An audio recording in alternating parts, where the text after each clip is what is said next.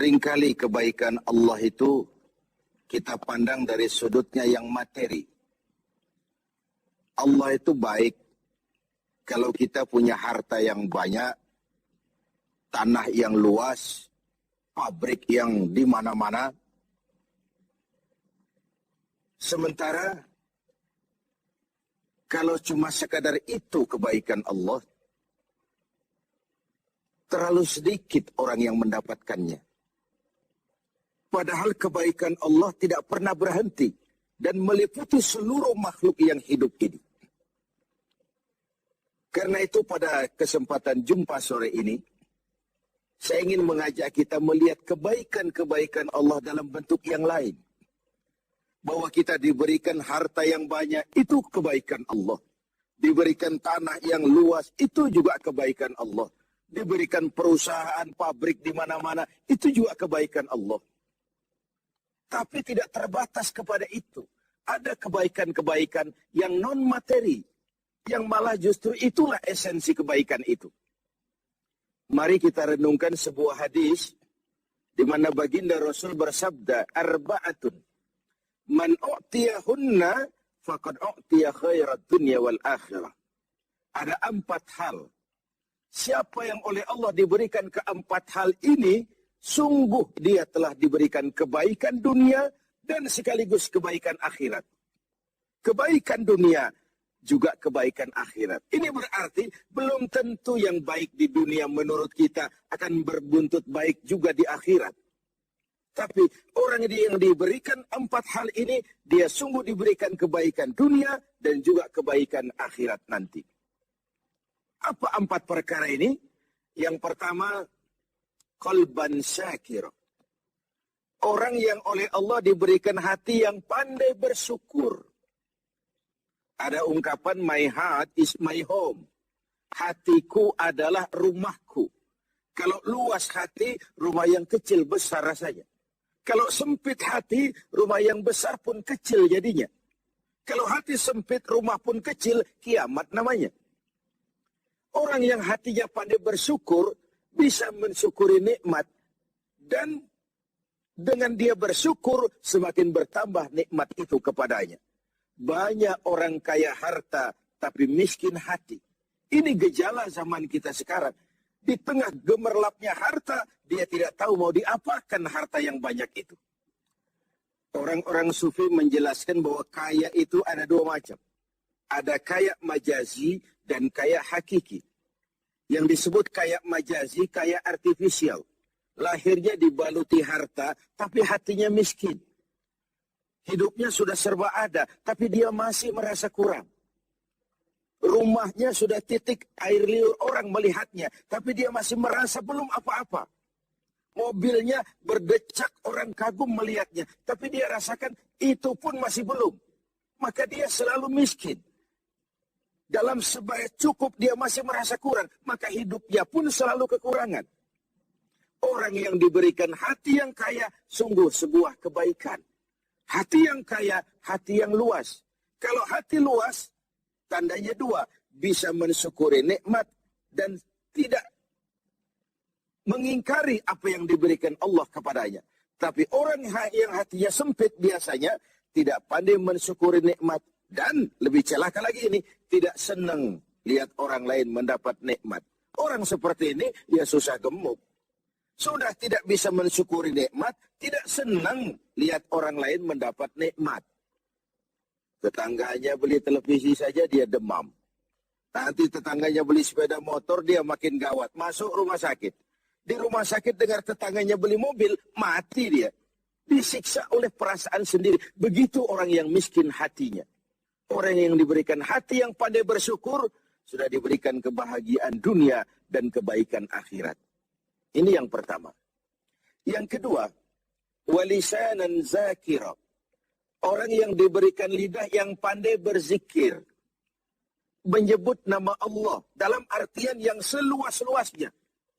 Tasbih ya zikir, tahmid ya zikir, tahlil ya zikir. Tapi ada fenomena lain. Melihat apapun yang mengagumkan, dia kembali kepada Sang Maha Pencipta. Itu pun zikir. Melihat semesta jagat raya, melihat bintang gemintang bertaburan di angkasa, melihat lautan luas terhampar biru membentang, melihat gunung tinggi menjulang ke angkasa, semuanya mengingatkan dia kepada Allah. Itu pun zikir.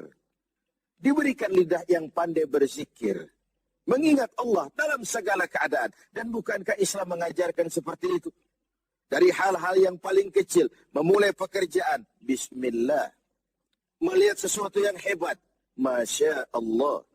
Melihat sesuatu yang luar biasa, subhanallah. Terkejut, astaghfirullah. Berjanji, insya Allah. Semua dikaitkan dengan Allah. Inilah zikir itu. Hidup yang larut dalam alur ketuhanan. Yang ketiga, wabadanan alal bala'i sabir. Beruntung orang, diberikan kebaikan orang, kalau dia dikaruniai badan yang tegar menghadapi bencana, tegar menghadapi cobaan, kuat menghadapi tantangan. Tantangan itu penting. So, kalau tidak ada tantangan, kita akan tidur. Cobaan juga kita perlukan. Tapi kalau kita tidak sanggup menahannya, larut oleh cobaan itu, kita akan kalah karenanya.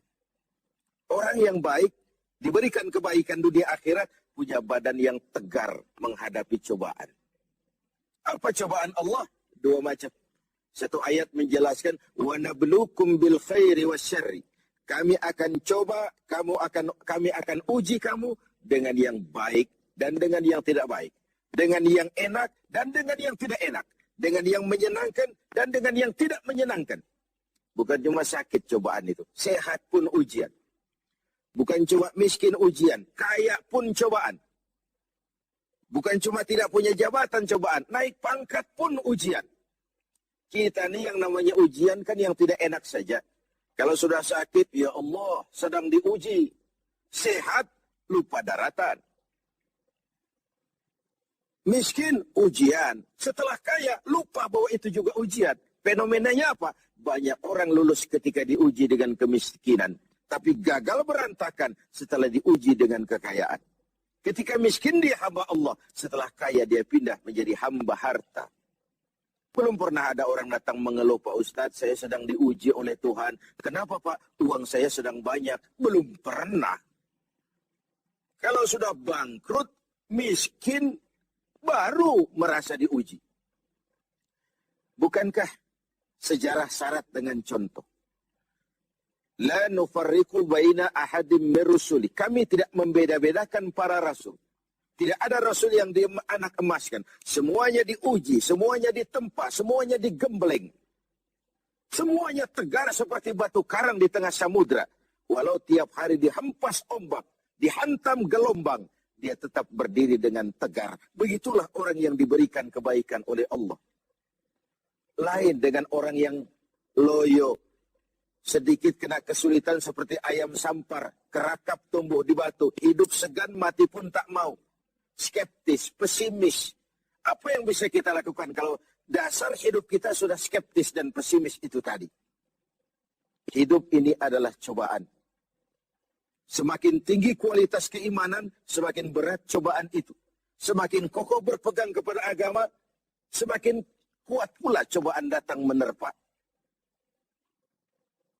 Yang terakhir, orang yang diberikan kebaikan dunia akhirat, wa zaujatan salihatan, diberikan istri yang salihah, pendamping. Tidak ada suami bisa sukses jadi apapun dia tanpa peran serta dan dukungan istrinya. Itu sebabnya baginda Rasul menikah dengan Sayyidatuna Khadijah. Apa yang jadi pertimbangan beliau? Mengawini seorang janda yang umurnya 15 tahun lebih tua pula dari beliau. Kalau sekedar memperturutkan hawa nafsu, mestinya tidak Khadijah yang dipilih oleh baginda Rasul. Mestinya, kalau istilah kita sekarang cari ABG saja. Tapi jelas baginda Rasul bukan cuma sekedar mencari istri, beliau mencari seorang pendamping. Apa bedanya ini? Tiap perempuan bisa jadi istri, memang. Tapi tidak tiap istri bisa jadi pendamping. Itu dibuktikan dalam sejarah. Orang lain belum beriman, Khadijah iman. Orang lain memusuhi Nabi, Khadijah mengorbankan hartanya untuk membantu perjuangan Nabi. Saat Nabi terkena kesulitan, Khadijah tampil jadi penghibur. Khadijah tampil jadi pembela. Ketika pertama kali berhadapan dengan malaikat Jibril menyampaikan wahyu, Rasulullah gemetar seperti orang demam. Kembali ke rumah, zammiluni ya Khadijah, selimuti saya Khadijah, selimuti. Kenapa bang? Barusan turun Jibril, dia katakan begini, saya khawatir Khadijah. Khadijah mengerti suaminya semua mengalami semacam frozen, emotional attitude. Sebagai istri yang bijak, pendamping yang baik, beliau tampil, kalla ma yukhzika Allahu abada. Jangan khawatir bang, Allah tidak akan menyusahkan abang untuk selamanya. Tenanglah. Rumah tangga adalah awal kesuksesan kita di tempat lain. Karena itu, kalau diberikan istri yang solehah, itu sudah kebaikan dunia dan kebaikan akhirat. Seorang pejabat yang jujur, polos, lugu, sederhana, bisa jadi koruptor ulung kalau dikipas-kipasi oleh istrinya. Suami-suami yang berstatus DKI, di bawah kekuasaan istri. Tidak lagi sebagai pendamping, tapi sudah menjadi Sadaqallahul Azim.